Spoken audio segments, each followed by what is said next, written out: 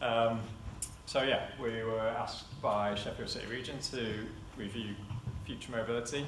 So we've got, as have already been embarrassed, Chloe and Jenny at the back of the room, who are our clients for this as Arup. So I guess, firstly, what do we mean by future mobility? There probably is a definition that people have thought long and hard about, but for me it's sort of things coming together at the moment around technology, around the availability of data and data science, and around trends in the way we travel to change the way that we're going to move in the future. And us starting to think about that now and how we as a city region want to relate to that and interact with it and deliver it here. I suppose the other question to ask is why now for this piece of work?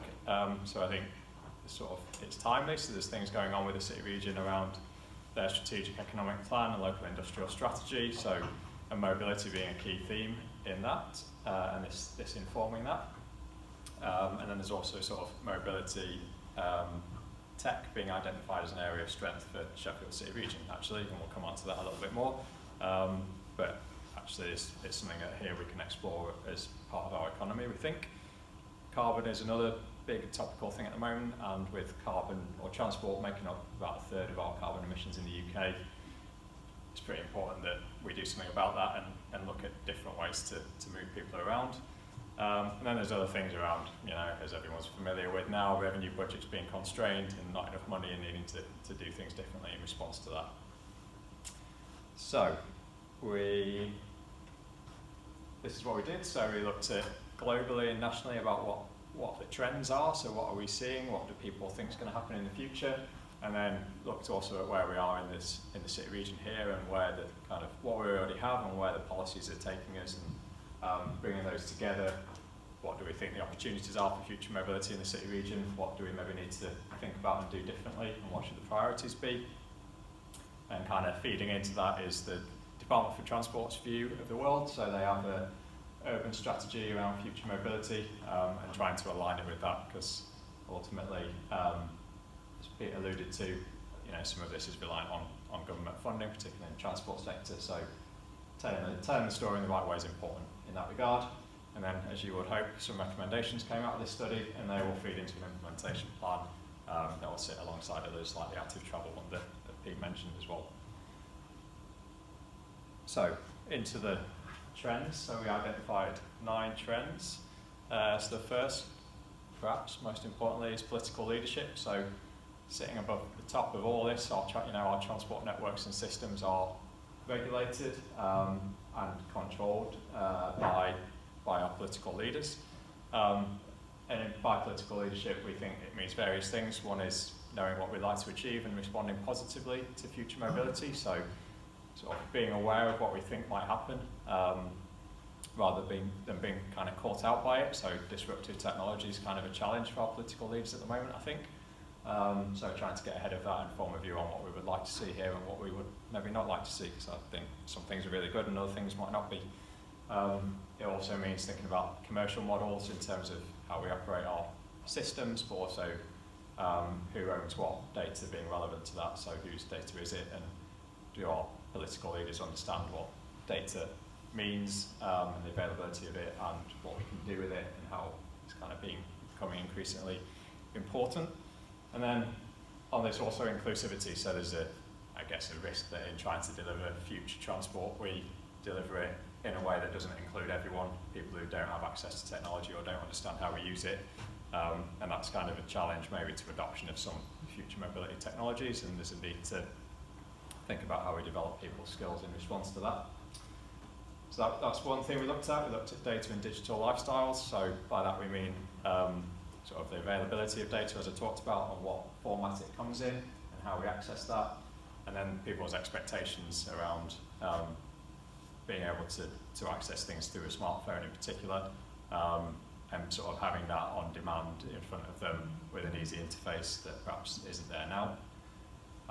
That kind of links with integrated ticketing and the mobility as a service, or MaaS concept. So people don't want to know that, is it a stagecoach or a first bus, or is it a Northern Rail train or a cross country, or do I need a plus bus ticket or a weekly pass, or they just want to turn up and get on a service basically that takes them where they want to go, and that the travel planning software that they use is seamless and integrated, and they just tell it what they want and it tells them what to do, basically.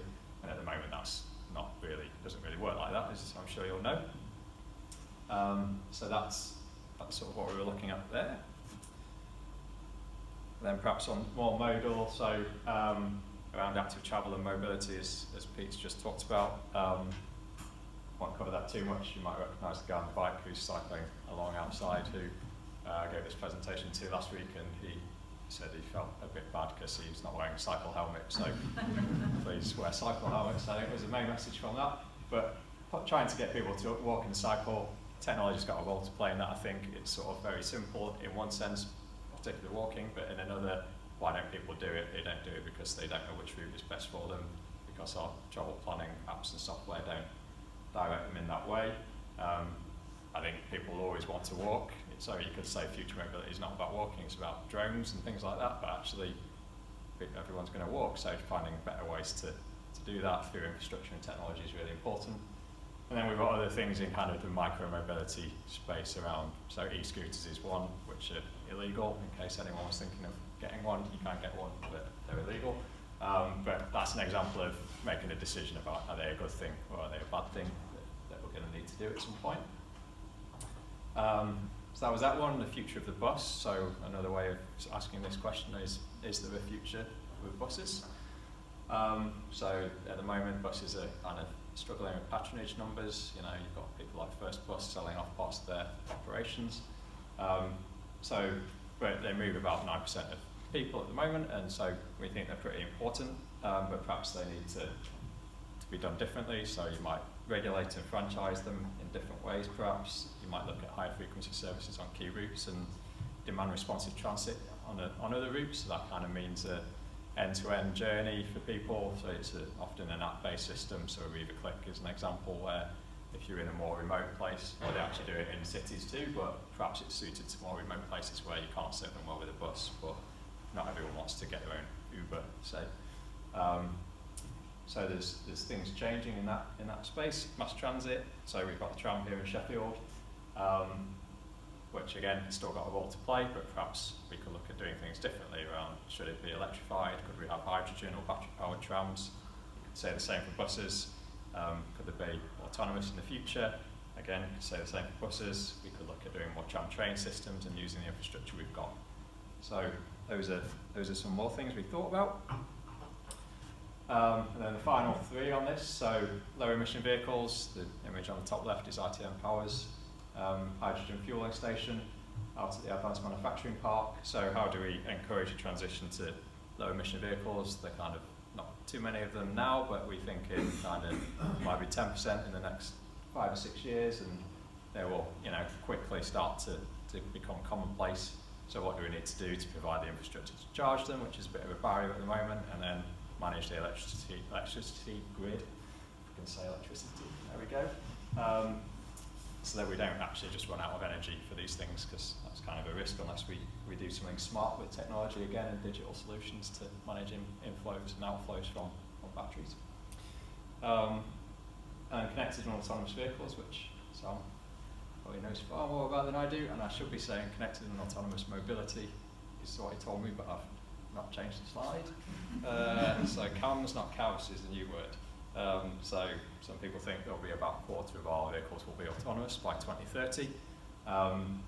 It remains to be seen, I think, about how that happens and whether they're autonomous everywhere, or will we see them kind of driving around bits of Sheffield where you kind of drive head on one another and then hope that someone pulls into a spot on the left or whatever, so you don't have a head-on collision. Would they handle that? I don't know, but there's kind of that adoption, and what that means then for things like car parking, for example. Do we need car parks anymore? Is another question to which there is no definite answer yet. And then again, buses, trucks, automation, and finally logistics, which for SCR is perhaps particularly relevant, where we have quite a big logistics base in Doncaster and Barnsley, for example, where automation is a bit of a risk, but actually by being a bit proactive about it, we could perhaps do things differently around different fuels, and accepting automation is going to come and training people differently to become a bit of a leader in that area. So those are all the things we thought about. and we looked at what's already happening as well. So I accept you probably can't see all this. Maybe we can leave this at the end, Chris, and people can have a look.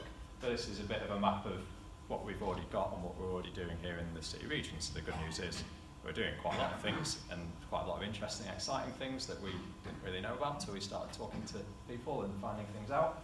And that's a mixture of kind of actual assets and things, you know, like the tram train, for example, is pretty unique to the UK, not elsewhere in the world, but here there's people like IT and Power who are building electrolyzers for clean hydrogen production.